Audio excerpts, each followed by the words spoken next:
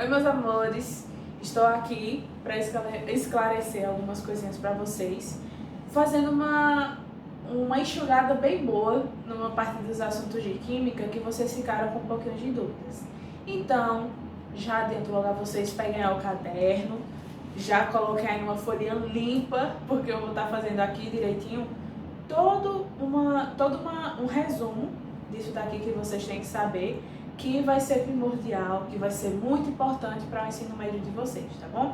Então, a primeira coisa que vocês tinham comentado comigo na aula online, a relação em a participação, quais são as coisas que fazem parte de um átomo, né? Então, já vejam aí, eu vou tentar usar o quadro todinho hoje para ficar bem bonito. Ó, o átomo, como eu comentei com vocês, nós vamos ter o quê? Nós vamos ter algumas partículas que vão ter determinados sinais, né? E também determinados nomes, e que vocês precisam saber justamente essa questão aí, para não confundir na hora de alguma questão ou alguma coisa do tipo. Então, primeiro nós vamos ter o quê? No núcleo do átomo, nós vamos ter os prótons e nós vamos ter também os nêutrons, tá? Professora, mas quais são as cargas deles? Vamos lá. Os prótons, eles têm carga positiva, né? Os nêutrons, eles têm carga nula, tá? Vou colocar um zerinho aqui para que vocês possam perceber. E nós vamos ter também a eletrosfera, que nós vamos ter justamente a presença dos elétrons, que vocês estão cansados de escutar eu falar desses elétrons na aula para vocês. Qual vai ser o sinal desses elétrons? Vai ser o sinal negativo, tá bom? E a outra maneira que eu coloco para não precisar escrever o nome elétrons todinho, coloco aqui ó, o Ezinho com um tracinho menos em cima, tá bom? Pronto, isso daqui vocês já sabem. Agora, a pergunta que eu fiz para vocês também. Como é que nós vamos conseguir, no caso, quem vai ter maior massa aqui? Quem vai ter maior massa, nesse caso, vai ser justamente o núcleo, tá bom? Vai ser no núcleo que nós vamos ter a maior massa do átomo. Por quê? Porque os elétrons, eles têm um tamanho muito pequeno. Quando tem um tamanho muito pequeno, a massa fica desprezível, tá bom? Então, por isso tem aquela formulazinha, ó, que a massa, que é o A aqui, ó, vai ser igual à soma dos prótons mais a soma dos nêutrons, que nós vamos ter justamente no núcleo. Outra coisa que eu tenho que falar para vocês, eu comentei que um número atômico, que vocês lembram que é a letrinha Z, vai ser igual ao número de prótons que eu tenho no núcleo, tá? Que vai ser igual também à quantidade de elétrons que eu vou ter na eletrosfera. Então lembrem, se alguma questão pedir número atômico relacionado ao número de prótons ou ao número de elétrons, todos vão ser iguais, tá bom? Mas qual desses daqui pode mudar? Qual pode mudar o valor? Vai poder mudar justamente os elétrons. Por quê? Porque eu já comentei com vocês que tem elementos, tem átomos que eles podem perder ou ganhar elétrons. Então, se ele vai perder ou ganhar elétrons, vai mudar justamente essa quantidade de elétrons aqui. Isso daqui a gente vai ver um pouquinho mais pra frente, que são justamente os íons, tá bom? Então, lembrem dessas duas formulazinhas aqui. E a outra coisa que eu vou lembrar para vocês, que vocês não podem esquecer, é a relação de isótopos, isóbaros e isótopos, tá bom? Que vocês viram também comigo que vão ter uma determinada quantidade iguais de alguns elementos químicos aí. Então, ó, nós vamos ter aqui isótopos, isóbaros e isótopos. Daqui, o que é que vocês lembram? Qual o macetezinho que eu falei? Ó, isótopos, o P, isóbaros, o A, e isótonos, o N. E aí vocês vão lembrar aqui, ó, do iso, que vai ser sempre o significado de igual. Então, ó, igual quantidade de prótons. Nos isóbaros eu vou ter igual quantidade de massa. E no caso dos isótonos, igual quantidade de nêutrons, tá bom? Lembrem disso daqui, esse macetezinho que eu passei pra vocês, tá? Outra coisa que eu vou comentar com vocês, que eu falei já, na verdade aqui, né? É que alguns átomos, para se estabilizarem, eles precisam ganhar ou perder elétrons, tá bom?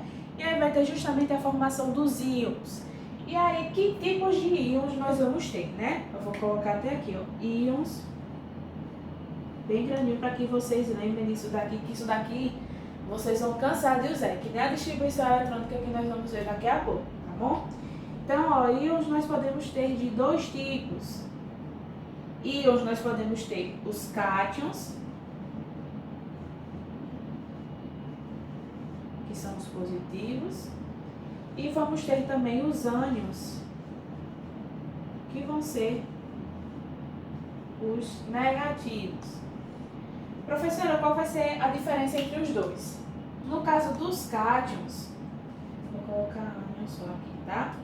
No caso dos cátions, o que é que nós vamos ter? Nós vamos ter, vou colocar de azul aqui para vocês. No caso dos cátions, os átomos, eles vão perder elétrons. Então, ó, perde elétrons, tá? No caso dos ânions, vai ser o contrário. No lugar de perder, eles vão ganhar elétrons, tá? Ganhar elétrons. Mas isso tudo para quê, professora? Porque eles têm que se estabilizar. E aí vem aquela regrinha, aquela teoria que eu comentei com vocês, que é a teoria do octeto. E aqui eu já vou entrar um pouquinho na parte de distribuição eletrônica. Mas já anotem tudo isso daqui, que agora nós vamos partir para justamente essa parte de átomos que devem ganhar e átomos que devem perder elétrons para se estabilizar. Então vamos lá, ó. Vou mostrar aqui para vocês o seguinte, que depois eu vou dar um tempinho aqui para vocês olharem direitinho, tá? Mas acompanhem, ó. O que é que nós vamos ter agora, que eu vou comentar com vocês? Vou comentar sobre a teoria do octeto. Peraí, trocar de pincel para vocês acompanharem e conseguirem enxergar direitinho, tá bom? Vou apagar aqui. Ó. De novo, teoria do octeto. Eu comentei com vocês de uma quantidade de uma infinidade de experimentos que os estudiosos faziam e que eles perceberam o seguinte, que os elementos que tem na tabela periódica, todos procuravam a distribuição eletrônica, vamos dizer assim, dos elementos que faziam parte da família 8A do grupo 18, que são os gases nobres. E qual a característica deles? Eles acabam não fazendo nenhum tipo de ligação porque eles já são estáveis por natureza. E qual a característica de estabilidade para um átomo? Eles precisam ter 8 elétrons na camada de valência. O que é camada de valência, gente? Camada de valência é a última camada de um elemento químico. Então, ó, teoria do octeto, nós vamos ter 8 elétrons. 8 elétrons na camada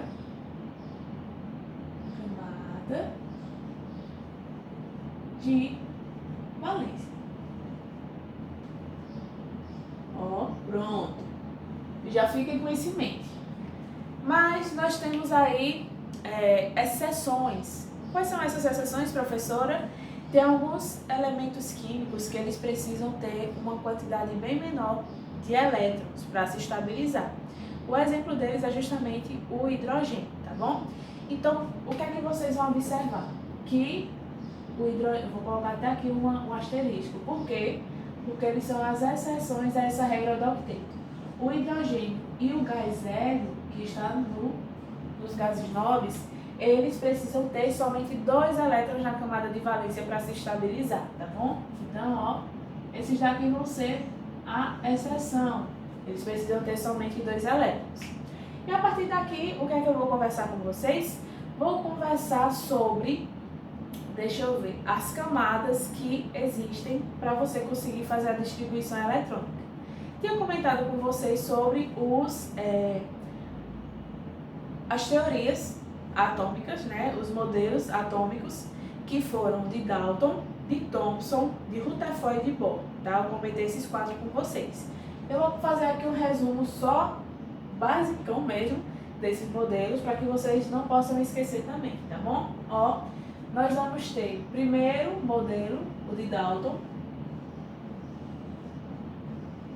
Dalton, o que é que você vai lembrar? Bola de bilhar. Bola de bilhar. Vai lembrar também do quê? Eu acho que eu não vou nem escrever porque vai ocupar muito espaço e aí eu preciso desse espaço aqui para fazer a distribuição eletrônica, tá bom? Então, ó, lembrem, eu vou falar um pouquinho mais devagar para que vocês possam anotar, tá bom? Ó, Dalton, lembrem, bola de bilhar, tá? Modelo da bola de bilhar. O átomo era indivisível e não tinha nenhuma carga. E também, essa vai ser a parte assim, principal de Dalton. Bola de bilhar era indivisível e não tinha carga. Thomson, o que é que ele fez? A teoria dele, o modelo dele é conhecido como modelo de pudim de passas. Ele, através de experimentos, percebeu a presença de prótons e de elétrons, tá bom? Prótons e elétrons. Coloquem aí, anotem, tá bom? E no caso de Rutherford, o que é que ele percebeu? Ele percebeu já a presença da eletrosfera, que é justamente a região onde os elétrons eles ficavam em movimento. Tudo isso eles conseguiram por experimento, tá bom? E aí vai ser justamente na de Rutherford e na de Bohr, mais ou menos, que nós vamos ter justamente essa parte já da distribuição eletrônica. Eu vou até anotar aqui, ó. Distribuição eletrônica.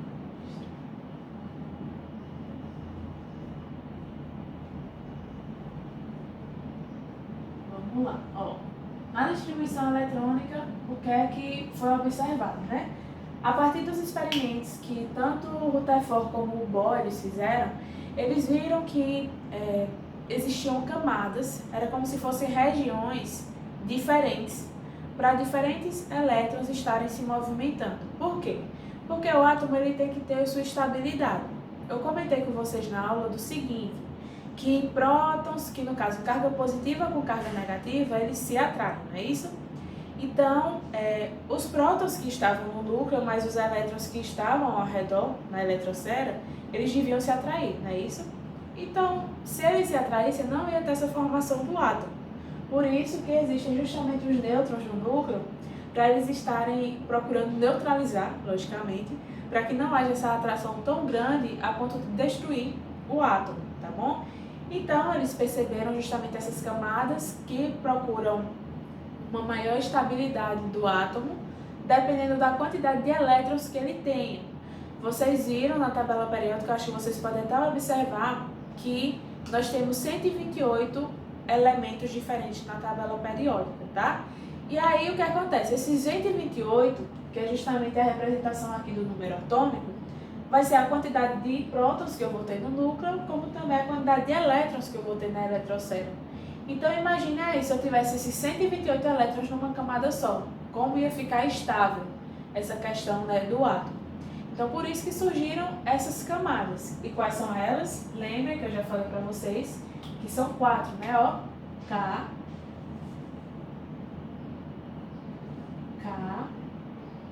L, M, N, O, P de Poliana e Q, tá? São essas 7 camadas que eles descobriram. E descobriram também que cada uma dessas camadas ela ia ter uma quantidade máxima para acomodar uma quantidade de elétrons. Quais seriam essas quantidades de elétrons? Ó, camada K ele suporta 2 elétrons, camada L 8, camada N 18, camada N 32, O 32 também, P 18 e Q 8, tá? E aí, primeiramente, foi através disso daqui que conseguiu fazer a distribuição dos elementos químicos. Mas o que é que aconteceu? Depois de outros estudos, Linus Pauling, que é um cara top, que ele veio perceber que nessas camadas aqui, elas conseguiam ter subníveis de energia. O que seria isso? Nós teríamos locais, também aqui nessas camadas aqui, que nós iríamos ter uma divisão em questão de energia. Lembrando, os elétrons têm carga, então toda essa questão de carga tinha que ser dividida em subníveis. E foi justamente isso que Linus Pauling fez.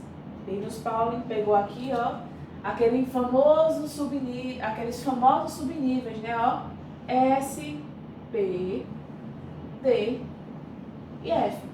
Sopa de feijão, para não esquecer, viu? Em cada um desses subníveis, eles também têm uma quantidade máxima de acomodar uma determinada quantidade de elétrons. Então, ó, no subnível S eu tenho 2, eu posso acomodar 2. No subnível P eu posso acomodar 6. No D eu posso acomodar 10. E no F eu posso acomodar 14. Tá? E aí, por essa questão de níveis, de subníveis de energia, ele conseguiu refazer essa distribuição eletrônica que era mais simples e que vocês gostaram mais, para uma distribuição eletrônica que foi justamente o diagrama de Linus Pauling. E aí eu vou explicar o passo a passo dessa distribuição eletrônica para que vocês possam entender. Primeira coisa, vocês vão ver aqui que nós temos uma quantidade de camadas, K, L, M, N, O, P, Q. Temos 7 camadas, então, ó, primeira coisa que eu vou fazer vai ser enumerar aqui as camadas. Ó, primeira, segunda, terceira, quarta, quinta, sexta e sétima camada, tá? Isso daqui vocês vão precisar usar. E vamos usar isso daqui também. Como eu falei para vocês, como essa daqui foi o primeiro tipo de distribuição eletrônica que teve, essa daqui que Linus Pauling vai ser toda baseada nessa daqui, nessa primeira. Então vamos lá. Primeira coisa que vocês vão perceber. Aqui para a camada K, você vai ter essa nova representação aqui agora. Por que vai ser desse jeito? Lembrem, eu queria dividir essa camada em subníveis, então a partir daqui eu vou usar somente esses subníveis para identificar aqui. Primeira coisa que vocês têm que ver, esse númerozinho aqui que vem na frente, eu estou identificando em que camada eu estou, tá? Então, camada 1, vou estar com subnível 1. O S por quê? Porque eu só preciso de um subnível que consiga acomodar 2 elétrons. Para acomodar esses 2 elétrons, eu só preciso do S2, tá bom? E esse 2 aqui vai ser justamente a quantidade de elétrons que eu tenho aqui na camada K, tá? Agora vamos para a camada L. Na camada L, o que é que nós vamos ter? Camada 2, ó. Então, ó, 2, S2, 2, P6. Por que eu aumentei aqui o subnível? Porque eu preciso acomodar aqui 8 elétrons. E somando esses dois aqui, ó, 2 com mais 6 não dá os 8 elétrons? Então, eu já fiz aqui a camada 2 também. E assim eu vou fazendo. Na 18, o que é que eu vou precisar fazer? Subnível 3. Então, subnível não, camada 3. 3S2. 3P6. E 3D10. Por quê? 10 com mais 6 dá 16, com mais 2 dá 18. Coloquei e completei aqui. Camada 4, vamos lá, ó. 4, S2, 4, P6, 4, D10 e 4, F14. Por que, professora? Estou no subnível 4 e preciso somar essa quantidade aqui de elétrons para conseguir acomodar os 32 que eu tenho que acomodar. Do Do mesmo jeito vai acontecer aqui na quinta camada. Qual vai ser a diferença? Que no lugar do 4, aqui eu vou colocar o 5 na frente, porque eu estou na quinta camada, tá bom? Vamos lá mais uma vez. Ó. 5S2, 5P6, 5D10 e 5F14, tá? Pronto, 32 também. No P vai ser 18, então vai ser a mesma desse daqui. Eu vou precisar do subnível S, do P e do D. Mas à frente não vai vir um 3, vai vir um 6, tá bom? Então, ó, 6S2, 6P6 e 6D10. Eu tô ficando aqui na frente de vocês para fazer bem retinho aqui, tá bom? Para que vocês possam entender uma outra parte. E por último aqui, ó, eu tenho a sétima camada, que eu tenho 8 elétrons, então vai ser a mesma configuração da camada 2 aqui, tá bom? Então, ó, no lugar de 2 eu vou colocar o 7, então, ó, 7S2 e 7P6. Pronto. Terminei aqui o diagrama de Linus Pauling em relação à quantidade de elétrons. O que é que eu vou fazer agora? Vou fazer em relação aos níveis de energia, como eu comentei com vocês. Eu vou começar do nível mais baixo de energia até o nível mais alto de energia, que é justamente a quantidade máxima de elétrons que você vai ter. E também a quantidade máxima de camadas, tá bom? Então, o que é que ele fez? Resolveu fazer, né? E ele percebeu que os níveis de energia, eles aumentavam de forma diagonal. Por isso que no livro de vocês tem aquele bocado de reta assim, ó, cortando esse diagrama. E é justamente isso que nós vamos fazer agora. Por isso que tem que fazer retinho assim para não dar erro, tá bom? Então, ó, vou começar. O nível de menor energia é um S2. Depois do S2, eu venho aqui com o segundo nível de energia, que é o 2S2. Lembrando que o que é que acontece? Você corta aqui e volta para o alto, tá? Corta, volta para o alto. Daqui, o que é que eu vou fazer, ó? 2P6, 3S2. Então, você já vê, 1S2, 2S2, 2P6. Daqui eu vou pular para cá. Depois daqui, professora, vem aqui ao subnível 3P6, 4S2. Subo de novo. Quando eu subir vai dar o quê, ó? Vou ajeitar só essa letrinha aqui para não ficar tão torta. E assim eu vou fazendo por quê? Porque eu preciso ter a relação dos níveis de energia de cada um desses daqui, tá bom? Porque eu preciso seguir essa ordem no momento da distribuição eletrônica.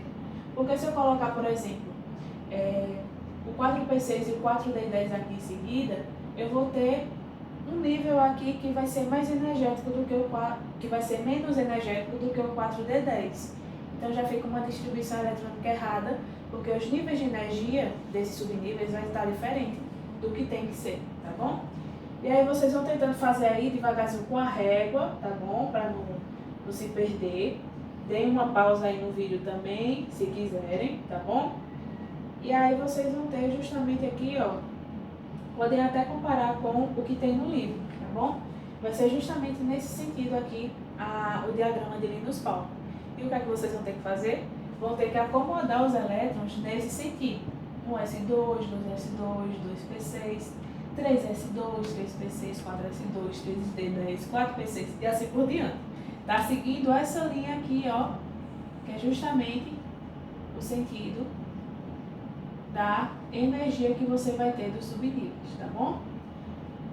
E a partir daqui, o que é que vocês vão observar, minha gente? O que é que vocês vão conseguir entender da química através dessa distribuição eletrônica?